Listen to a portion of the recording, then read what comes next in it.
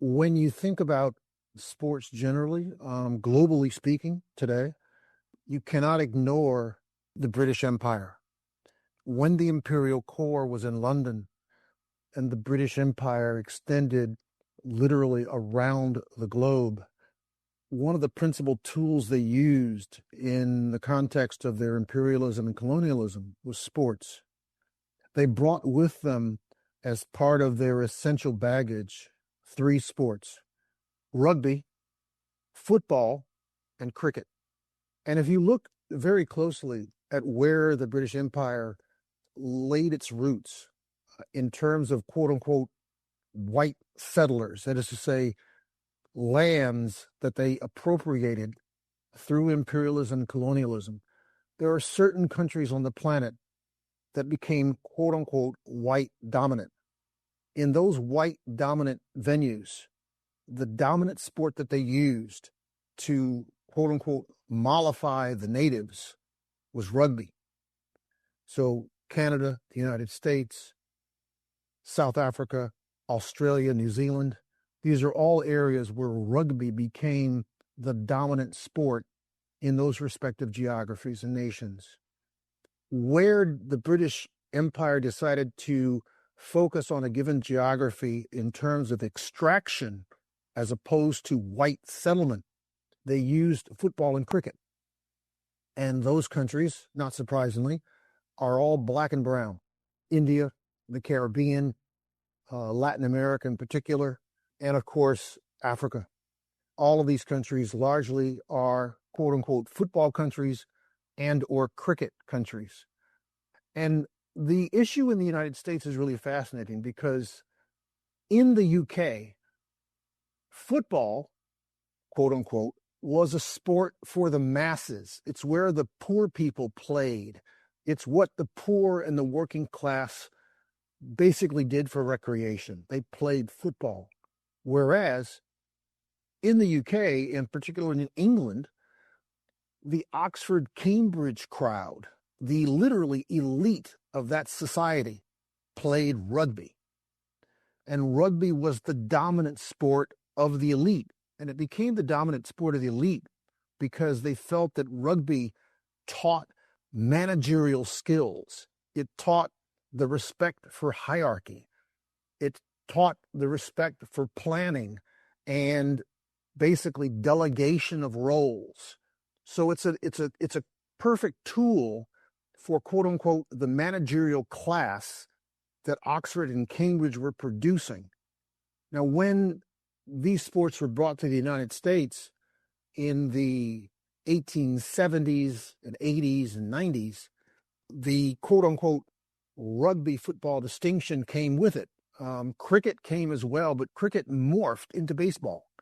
Rugby was played in the United States primarily at Ivy League institutions. So the Harvards and Yales and Princetons of the world played rugby. Meanwhile, the United States had literally tens of thousands and even millions of immigrants from Europe that were mostly poor. They were not the elite of Europe that migrated to the United States. The immigration poor, the people that, populated, the extremes of, say, Brooklyn or Queens or the Lower East Side of Manhattan, all played football.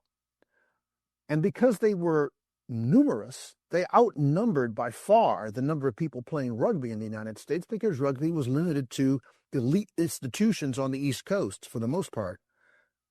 But needless to say, the elite institutions on the East Coast, the Ivy Leaguers, were positioned literally to run the society. They were being pumped out in classic Fordism style out of the Ivy League institutions to literally run the country in various aspects, all up and down the entire base and superstructure notion. So when the sport began to take hold in the Ivy League, it took hold as part of an ideological strategy that reinforced the notion of manifest destiny. The managerial class that the United States produced in the late 1800s and into the 1900s was a class that was weaned on the sport of rugby. And by the turn of the century, in not roughly around 1900 or so, rugby had become so brutal as a sport that you had dozens of people annually dying on the field, literally dying on the field.